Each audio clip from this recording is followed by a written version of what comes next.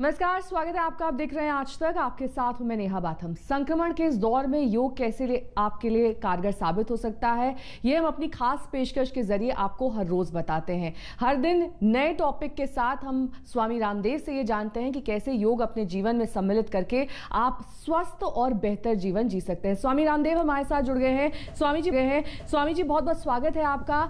आज हम बात करेंगे गर्भवती महिलाओं की, कैसे प्रेगनेंसी के दौरान वो आसान तरीके से योग कर सकती हैं, अपना ख्याल रख सकती हैं और कैसे अपनी इम्यूनिटी को बढ़ा सकती हैं। इस बारे में हमारे दर्शकों को बताइए स्वामी जी। सबसे पहले नेहा जी, प्रेग्नेंट लेडीज़ को 5 से 7 ब्रीदिंग एक्सरसाइज करनी चाहिए जो बहुत ही इजी है सबके लिए। एक तो भस्त्रिका, डीप ब्रीदिंग, लगभग 5 सेकंड में ब्रेथ को इनहेल किया, 5 सेकंड में एक्सहेल किया। एक तो ये तरीका है।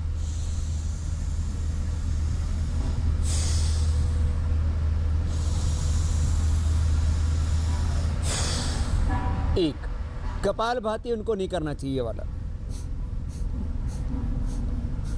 बाह्य प्राणायाम उनको नहीं करना चाहिए।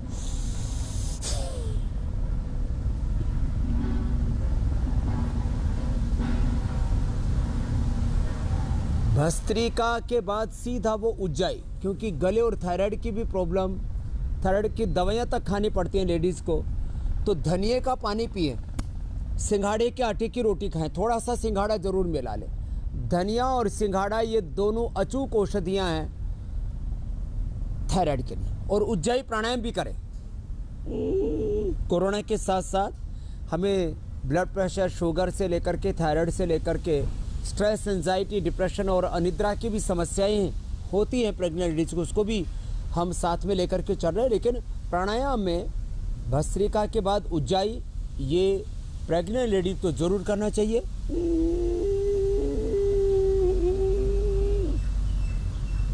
ब्रेथ को होल्ड करके रखा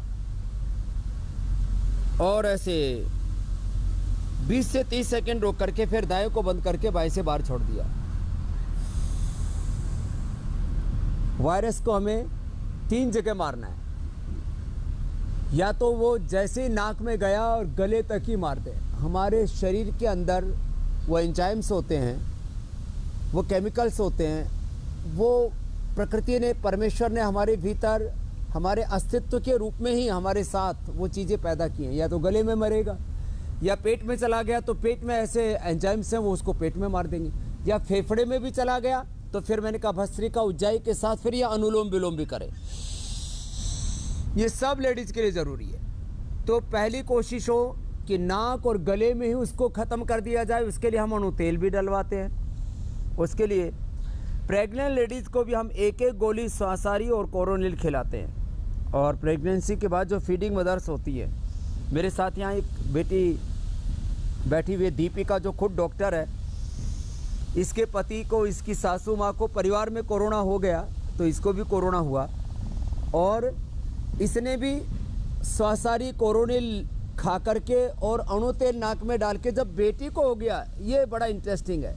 ये जो यहाँ पर वेदिका इसका नाम है, कितने महीने की होगी बेटा ये? स्वामी जी 6 महीने की होगी। 6 माह की है। और इसको क्या दिया था? इसको शिला तुलसी दी थी। ये शिला तुलसी जो ड्रॉप मैंने कई बार बताया है छोटे बच्चों को और नाजुक प्रकृति वालों को। शिला तुलसी ड्रॉप कितना देते थे? 2 ड्रॉप देते थे। मात्र 2-2 बूंद देते थे। तो ऐसे बच्चों को 2-2 बूंद, ये तो एक ही बार दिया, 2 से 3 बार दे सकते हैं। और 3 दिन में ही इसकी सर्दी, जुकाम, बुखार और कोरोना फ्री हो गई है। और इसको माँ को फ्री होने में 7 दिन लगे। तो ये अनुलोम विलोम प्राणायाम, ये शिला तुलसी ड्रॉप्स, ये शिला तुलसी ड्रॉप तो ये प्रेग्नेंट लेडीज भी ले सकती हैं। और ये अनुलोम विलोम प्राणायाम 5 सेकंड में लेना, 5 सेकंड में छोड़ना। फिर भ्रामरी,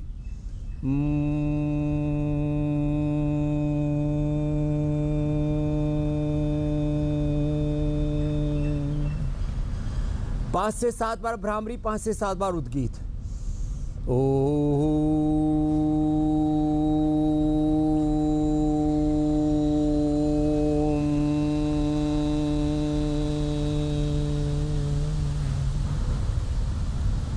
भ्रामरी उद्गीत के बाद जिनका स्ट्रेस लेवल थोड़ा हाई रहता है, नींद अच्छे से नहीं आती है,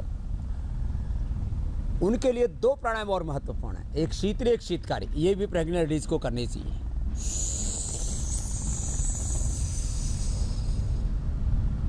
जीवा बाहर निकाली, मुंह से श्वास लिया, थोड़ी देर होल्ड करके और नाक से छोड़ दिया, इसको शीतली कहते हैं। दूसरा शीतकारी है।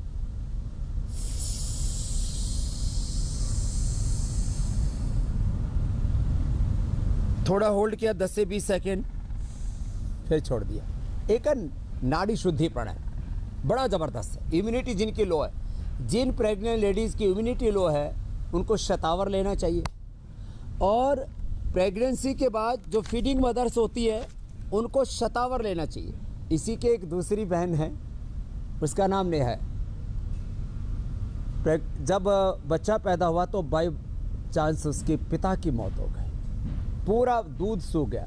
शतावर और जीरा, 100 ग्राम शतावर, 50 ग्राम जीरा दिया, थोड़ा सा भून के और मिला लिया, दोनों मिला के 1-1 चम्मच दूध से पिलाया।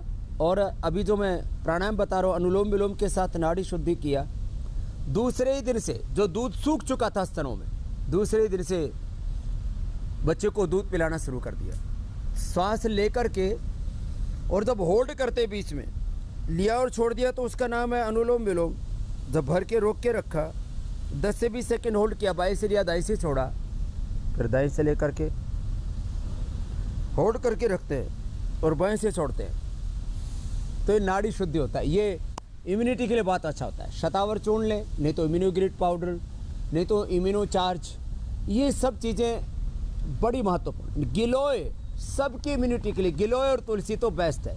इस बेटिया को शिला तुलसी के साथ गिलोय और तुलसी भी दिया, उससे बुखार और कोरोना, क्योंकि इसमें टीनोकार्टिसाइड है जो कोरोना के संक्रमण को रोक देता है। खैर, तो प्रेग्नेंट लेडीज, अब देखो बहुत सी लेडीज डरती हैं, हमको कठिन योगाभ्यास नहीं करना। मैं कहता हूँ सभी प्रेग्नेंट लेडीज से सूर्य नमस्कार जरूर करें, उससे इम्यूनिटी भी आई रहेगी और पूरी बॉडी हेल्दी रहेगी। जो है विराट कोहली जी की पत्नी से लेकर के, मैंने खुद अपनी देखरेख में, बेटी श्वेता है, उसका विराज बच्चा इतना स्वस्थ है, 9 महीने तक उस बेटी ने सूर्य नमस्कार किया, और 5 महीने तक तो शीर्षासन भी लेडीज कर सकती है, बशर्ते वो स्वस्थ हो। आजकल तो बेड रेस्ट करती है कि अब तो प्रेग्नेंट हो गई तो अब तो कुछ हिलना डुलना ही मना है, पैर ऊपर कर देते हैं, सिर नीचे की तरफ कर देते हैं, बोले नहीं तो अबॉर्शन का चांसेस है। इतनी नाजुक ना बने, हमें खुद वीर बनना है, और वीर संतानों को, स्वस्थ संतानों को, स्वस्थ प्रज्ञावान चरित्रवान शीलवान संतानों को जन्म देना है। तो प्रेग्नेंट लेडीज को भी आराम आराम से, मैं तो कई बार 5 से 10 बार तेज भी कराता हूँ, लेकिन प्रेग्नेंट लेडीज को धीरे धीरे श्वास भरते हुए पीछे जाए, प्रणाम आसन, ऊर्ध्वश्वासन, श्वास बाहर छोड़ते हुए आगे झुके, जितने झुक सकते हैं। जैसे जैसे वक्त बढ़ता जाएगा, हो सकता है हाथ यहाँ ना आकर के ऐसे दूर आए, लेकिन कोई बात नहीं, जितना जितना हो पाए श्वास भर के फिर पीछे झुके ऐसे। और हवन के साथ, यजन के साथ योग करते हैं तो उसकी अलग महिमा है। इसमें भी कितने प्रकार के फंगस, कितने प्रकार के बैक्टीरिया, कितने प्रकार के वायरस मर जाते हैं, ये भी हम बताने वाले हैं। ये भी बड़ा एक महत्वपूर्ण विषय है। इसके बारे में अलग अलग प्रकार के लोगों में मान्यताएं हैं, लेकिन हमने इसके ऊपर साइंटिफिक रिसर्च किया और इंटरनेशनल जर्नल में अभी उसको रिसर्च पेपर को पब्लिश होने के लिए भी होने भेजा हुआ है। तो इस सूर्य नमस्कार कर सकते हैं प्रेग्नेंट लेडीज। 5 प्रकार के फंगल, 25 प्रकार के बैक्टीरिया इससे मरते हैं, और घर को सैनिटाइज करने के लिए जो है इससे बढ़िया और कुछ नहीं है। स्वामी जी, ये तो आपने बचाव और रोकथाम के तरीके बताए कि कैसे गर्भवती महिलाएं संक्रमण से बच सकती हैं। अगर संक्रमण हो जाता है, यानी कि कोरोना पॉजिटिव ये गर्भवती महिलाएं होती हैं, ऐसे में क्या ख्याल रखना चाहिए उन्हें? अपनी डाइट को लेकर, खान पान को लेकर किस चीज़ों से परहेज करना चाहिए, क्या अपने खान पान में शामिल करना चाहिए, और संक्रमण से वो जल्द से जल्द बाहर निकल सके ताकि उनके बच्चे को कम नुकसान पहुंचे, उसके लिए क्या उपाय है? नुकसान पहुंचे ही नहीं, इसके लिए गिलोय और तुलसी काढ़ा बना करके याद रखें, ठंडा करके पिए। और गिलोय तुलसी के अलावा उसमें काली मिर्च, लौंग, इलायची, दालचीनी, जावित्री, जायफल, ये कुछ भी ना डालें। खाली गिलोय और तुलसी का काढ़ा पिए। और वो लेडीज जो प्रेग्नेंट हैं, जो हमने प्राणायाम बताया वो करे, ये सूक्ष्म व्यायाम अभी जो हम बता रहे हैं ये करे। और थोड़े से आसन और अभी हम बताने वाले हैं, ये आसन करें। गिलोय घनवटी ले सकती है। और यदि संक्रमित हो गई तो वो एक एक गोली श्वासारी, एक एक गोली कोरोनिल की खाएं और अणु तेल नाक में जरूर डालें। और इसके साथ साथ खाने पीने में गाय के दूध में बादाम, मैं रोज़ बताता हूँ, ये बादाम, ये अखरोट, ये मुनक्का, ये अंजीर, ये खजूर, ये 5 ड्राई फ्रूट जो मेरे दाएं तरफ आपको रखे हुए दिख रहे हैं, इनको ज़रूर लें। और ये गिलोय तुलसी का काढ़ा 3 से 7 दिन में प्रेग्नेंट लेडीज वो कोरोना फ्री हो जाती हैं। कितनी बड़ी बात है। एक आसन भी और बता देता हूँ, इसका नाम है सेतुबंध आसन। ये बड़ा ज़बरदस्त है प्रेग्नेंट लेडीज़ के लिए। और इससे तो किसी का यूट्रस ओवरी प्रोलैप्स भी होता हो, किसी का एनस प्रोलैप्स होता हो, उसके लिए भी ये ज़बरदस्त है। ये आसन भी कर लिया करें। और सीधे लेट करके ऐसे प्रेग्नेंट लेडीज दोनों पैरों से उत्तान पादासन ना करके एक एक पैर से ऐसे उत्तान पादासन ऐसे ही ज़रूर कर लिया करें। और मरकट आसन, ये बड़ा ज़बरदस्त है। तो ये इतने आसन करें। और खान पान में जितना हो सके फल लें, स्प्राउट्स लें, मूंग, मोठ, जिनको वात की प्रकृति है तो थोड़ी सी मेथी 1-2 ग्राम, इससे ज़्यादा नहीं। और अंकुरित मूंगफली और अंकुरित गेहूं, ये बड़े ज़बरदस्त होते हैं। और उनमें किसी भी प्रकार के पोषक तत्वों की कमी ना हो तो अनार, सेब, पपीता नहीं खिलाते गर्भवती लेडीज़ को, विटामिन और न्यूट्रिएंट्स की कमी के लिए।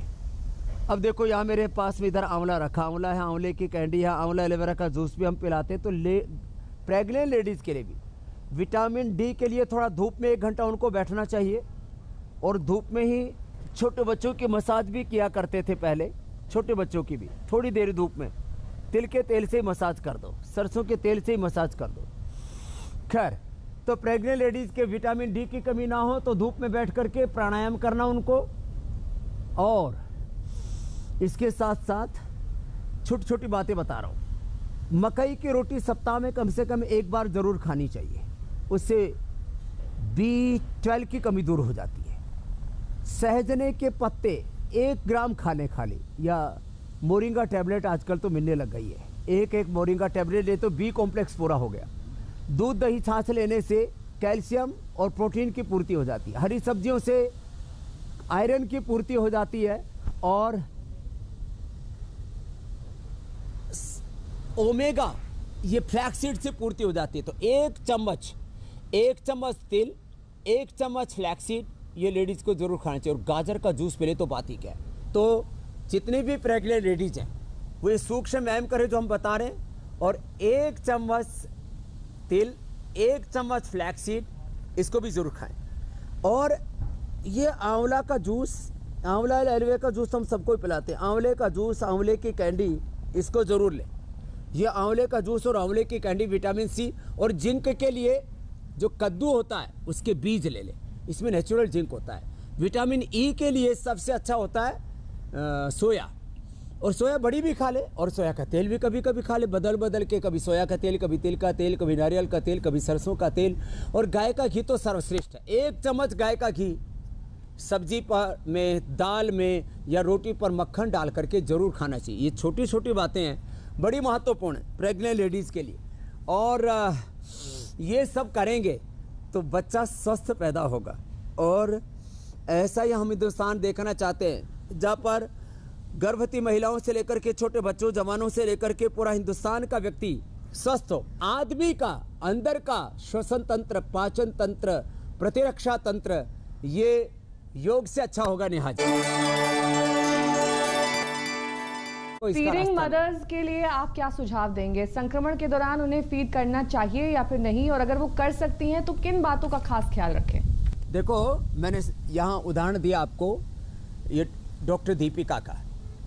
अब बच्चा है, अब वो उसने बाहर की एक बूंद भी दूध पी नहीं है, बड़ी दिक्कत हो रही थी उसको, तो फीडिंग करवाई बच्चे को। तो खुद इसने स्वासारी कोरोनिल खाया, उसका असर बच्चे पर भी हुआ वो दवा बच्चे के ऊपर अच्छा असर कर रही है। तो वो फीडिंग के दौरान जो दवाई खाई जाती है, इसलिए फीडिंग मदर्स को, प्रेग्नेंट लेडीज़ को कोई भी तीक्ष्ण दवाइयाँ नहीं खाई जाती, आयुर्वेद की दवाइयाँ ले सकते हैं। तो फीडिंग मदर्स को स्वासारी कोरोनिल इसने 2-2 खाई, और बेटी को शिला तुलसी और गिलोय का और तुलसी का काढ़ा पिला दिया शहद मिला करके। तो खुद भी स्वस्थ हुई 7 दिन में, बेटी को स्वस्थ कर लिया 3 दिन में। अब माँ बेटी दोनों एकदम पूर्ण स्वस्थ है, कोई कॉम्प्लिकेशन नहीं तो लंग डैमेज हो जाता है, स्ट्रेस बढ़ जाता है, शुगर बढ़ जाता है। एलोपैथी की दवाइयाँ ले करके लोगों का 400-500 तक शुगर इतना बढ़ जाता है, रेमडेसिविर आदि से, स्टेरॉइड आदि से, तो फिर ब्लैक फंगल इन्फेक्शन और न जाने क्या क्या उपद्रव होते हैं। तो उन सारे उपद्रवों से बच गई। तो जैसे डॉक्टर दीपिका और इसकी बेटी वेदिका बची है, ऐसे मैं चाहता हूँ सब प्रेग्नेंट लेडीज, फीडिंग मदर्स योग को अपनाएं और खुश रहें, पॉजिटिव रहें, सात्विक आहार लें, हल्का आहार लें, हेल्दी आहार लें, हेल्दी फूड लें, और फ्रूट्स, वेजिटेबल्स, जूस, नारियल पानी, इन चीज़ों पर ज़्यादा ध्यान देना चाहिए। नेहा जी बहुत बहुत शुक्रिया स्वामी जी हमारे साथ जुड़ने के लिए। सकारात्मक सोच रखें, वो सबसे ज़्यादा ज़रूरी है, और अपनी सेहत का और अपना ख्याल रखें। अभी के लिए बस इतना ही। देश और दुनिया की तमाम खबरों के लिए आप बने रहिए हमारे साथ, देखते रहिए आज तक।